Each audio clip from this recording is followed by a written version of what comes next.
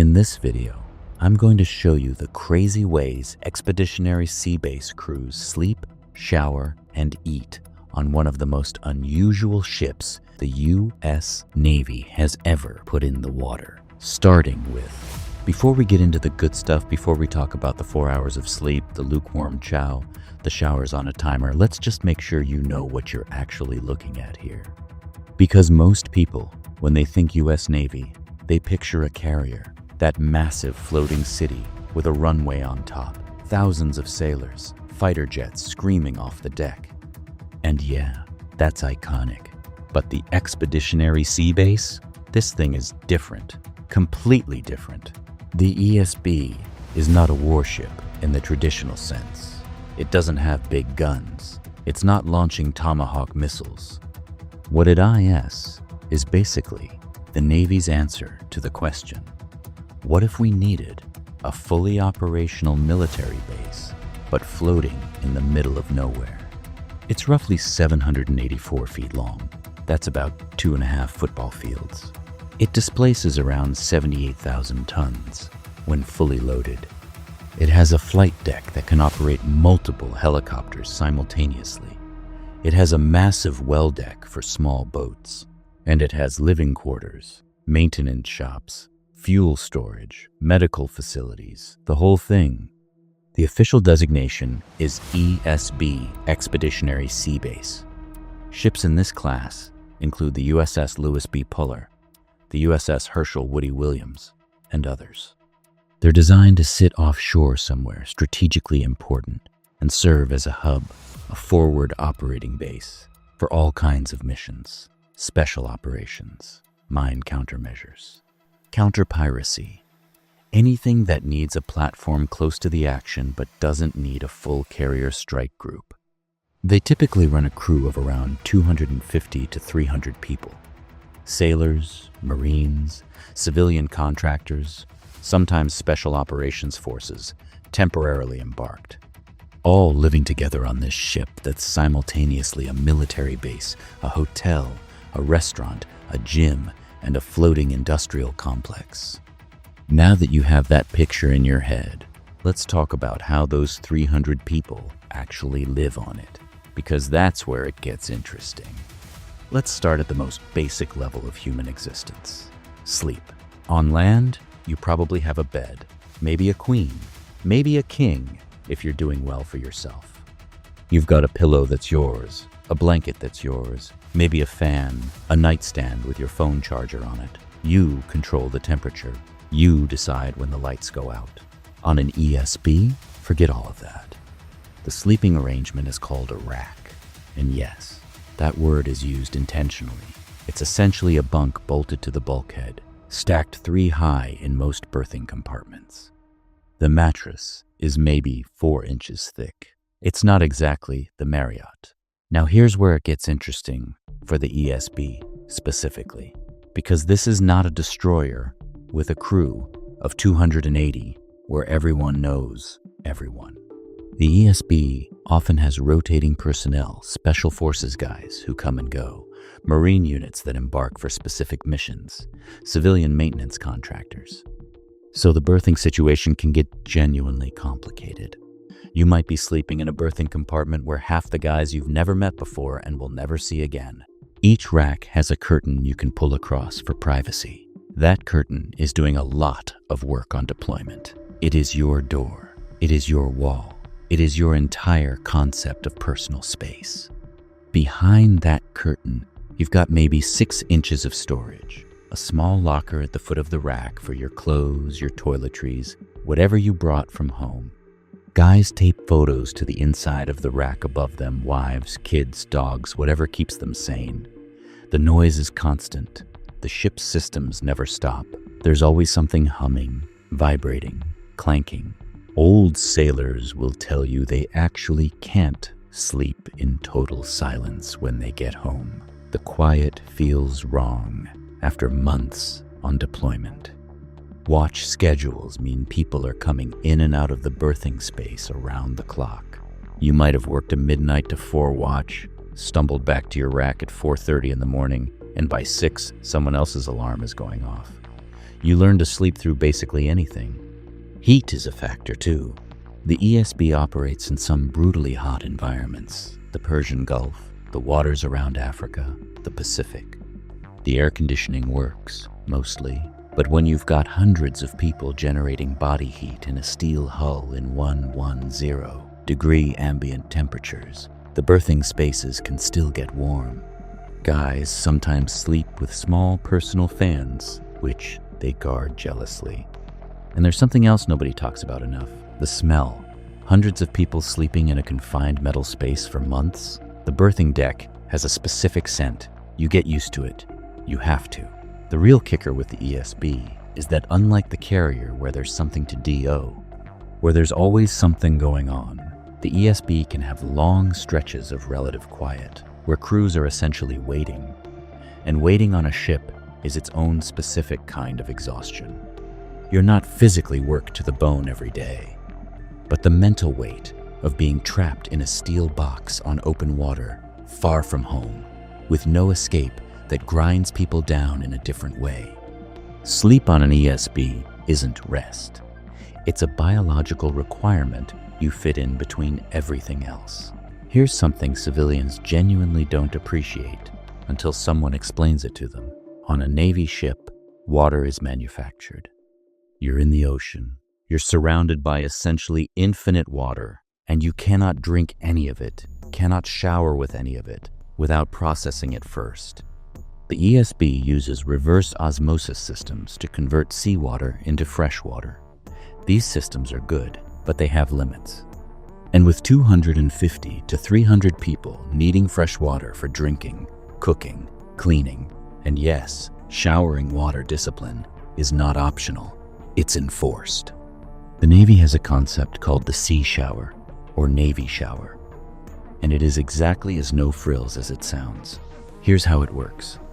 You get in, you get wet, you turn the water off, you soap up hair, body, everything while the water is off. Then you turn the water back on and rinse. That's it. The whole thing, done correctly, uses under 2 gallons of water total for your entire body. If you've been in the military, you're nodding right now. If you haven't, try it tomorrow morning. Try turning your shower off while you're still covered in shampoo and see how that feels. Civilians who spend 10 minutes under a hot shower in the morning do not understand the psychological luxury of that experience until they've lived without it. On the ESB, compliance with water discipline isn't always perfect. It never is, but the pressure is real, because when the ship's fresh water supply runs low, the whole operation feels it. Laundry slows down, cooking gets more challenging, people get rationed. Nobody wants to be the guy who spent 20 minutes in the shower and caused that. The showers themselves are communal shared spaces with multiple stalls, no privacy beyond the curtain. You're waiting in line with your shower bag, a little mesh bag with your shampoo and soap and whatever else, waiting for a stall to open up. There are peak times and off-peak times, and experienced sailors learn the schedule. Get in at 2 in the morning when nobody else is awake, and you might actually get a decent shower. Show up at 7 a.m. before the day shift starts, and you're standing in line with 30 other people. The shower heads are low flow by design. The water temperature can be unpredictable depending on how the ship's systems are running. The tile is industrial gray. There are no bath mats. Everything is designed to be functional, cleanable, and water efficient. The one small luxury that sailors can control, their shower bag. Some guys have surprisingly elaborate shower bags, good shampoo, a real body wash, maybe a small loofah. It sounds trivial, but on a deployment, those small things matter in ways that are hard to explain until you've lived it. Your shower bag is one of the only parts of your hygiene routine you actually control. Now, let's talk about food. Because this is where the ESB gets genuinely interesting, and where it differs meaningfully from some other ships. The ship's galley, what Navy guys call the mess deck, is the social center of life on board. More than the gym, more than the common areas, more than anywhere else, the mess deck is where people decompress. You might be eating, but you're also catching up, venting, laughing, On a ship where your living space is 6 feet wide and shared with 5 other guys, the mess deck is the closest thing you have to a living room. The ESB runs 3 meals a day, plus a midrat's midnight rations for the guys on night watch who need to eat something at 2 in the morning. Midrats is usually not the most glamorous spread. Leftover items, sandwiches, maybe some kind of hot option. But when you've just finished a 4-hour watch at midnight and you haven't eaten since dinner, Midrats looks incredible. The food quality on Navy ships has actually gotten significantly better over the last couple of decades.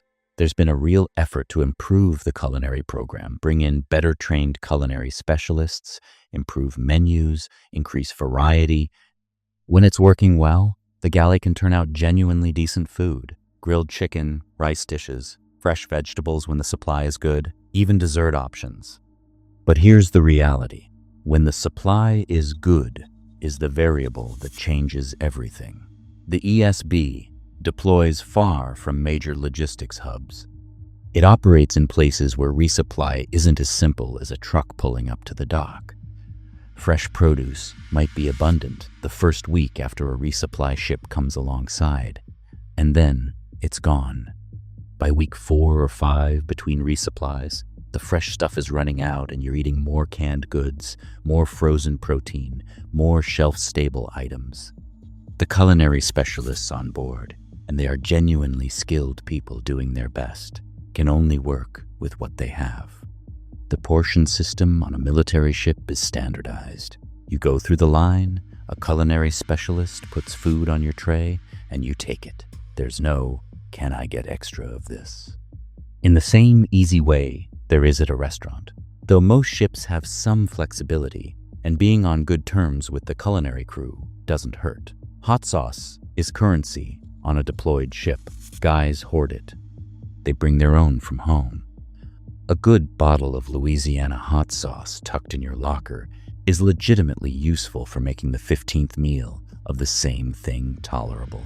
The mess deck schedule creates its own rhythm to the day. You know, breakfast is at a certain time, lunch is at a certain time, dinner is at a certain time. On a ship where one day can blur into the next, these anchor points matter more than you'd think. The smell of coffee from the mess deck in the morning, even bad Navy coffee, triggers something in the guys. It says, "A new day started. Here we go." Okay, so we've covered the basics: sleep, shower, eat. But what do you actually do on an ESB when you're not doing those things?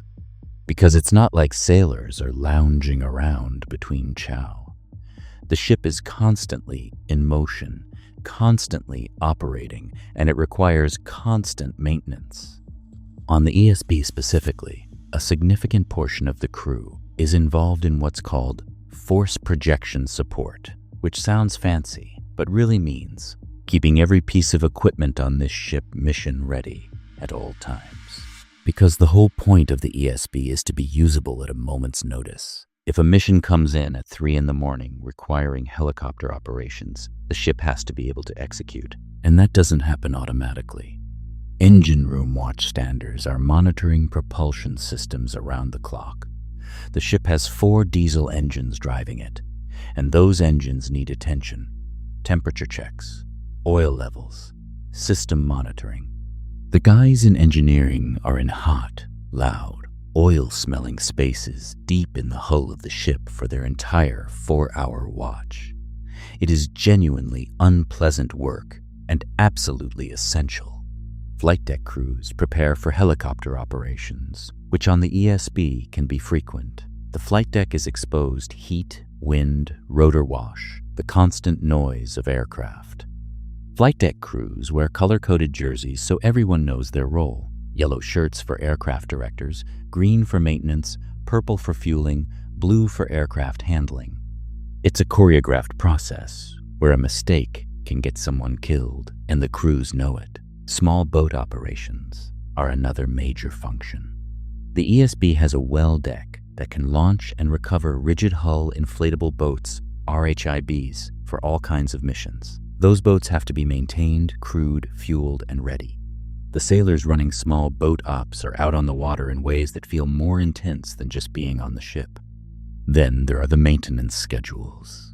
Everything on a ship has a preventive maintenance schedule, a specific task at a specific interval to keep specific equipment operational. Sailors are assigned these tasks and tracked on them. You're fixing things, inspecting things, testing things all the time. The Navy's philosophy is, if something breaks in combat, people die, so you maintain it like it will be used in combat tomorrow. Here's something that doesn't make it into recruiting brochures. Extended deployment on a ship like the ESB is a genuine mental endurance test. You're in a confined space. You can see maybe 100 yards in any direction, and then there's ocean, horizon, more ocean. You've seen the same few hundred people every day for weeks, sometimes months. You're cut off from your family in a way that even modern technology, satellite communication, video calls doesn't fully solve. Deployments on ESBs can run 6 to 9 months. The ship operates in areas like the Middle East, the Horn of Africa, the Indo-Pacific. These are not pleasure cruises. There's real-world tension in some of these environments. There are actual threats. Morale management becomes almost its own department. The Navy takes it seriously. There's usually a morale, welfare, and recreation committee, the MWR, that tries to organize things. Movie nights, trivia competitions, holiday celebrations. The ship will do something special for Thanksgiving and Christmas, even deployed. Someone will set up a small tree. Somebody will make an effort. The internet situation is better than it was 20 years ago, but still nothing like home. There's Wi-Fi on board, but it's shared among hundreds of people, and the bandwidth is satellite limited. Video calls to family are possible, but often laggy, interrupted, frustrating. Sometimes the connection just cuts out mid-conversation. That's its own specific kind of misery. Phone calls home are limited. Letters are slow. The guys who stay mentally healthy on long deployments usually have a system, a routine that gives their days structure beyond just the watch schedule. Maybe it's hitting the small onboard gym every morning. Maybe it's a book series they're working through. Maybe it's writing. Maybe it's getting obsessively good at a video game.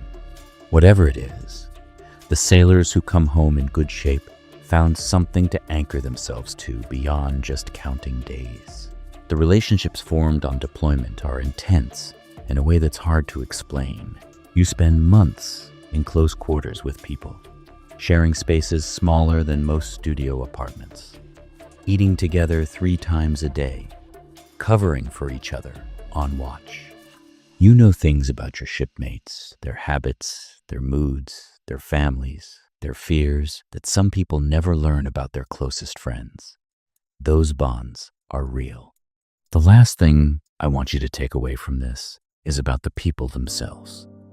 Because it's easy to talk about ships as machines, specs, capabilities, mission sets. And the ESB is an impressive piece of machinery, no question. But every bolt tightened, every meal served, every watch stood, every helicopter mission executed safely that happened because a specific person did a specific job, often in uncomfortable conditions, far from home, for pay that most of their civilian peers would not consider adequate. The average sailor on an ESB is in their early to mid-20s. They signed a contract, went through boot camp and their rating school, and ended up on a ship operating in some of the most strategically complex waters in the world. They're doing this while managing relationships back home, while their peers are going to college or starting careers or just living normal civilian lives. The culinary specialist who gets up at 4 in the morning to have breakfast ready by 6 every single day for months. That person is doing work that directly affects the morale and functioning of the entire ship. The damage control petty officer who drills his team twice a week on firefighting procedures, he's the reason that if a fire breaks out, people don't die. The boatswain's mate handling lines and small boat operations in rough seas in the dark, she's doing something that requires real skill and real nerve. None of this is theoretical.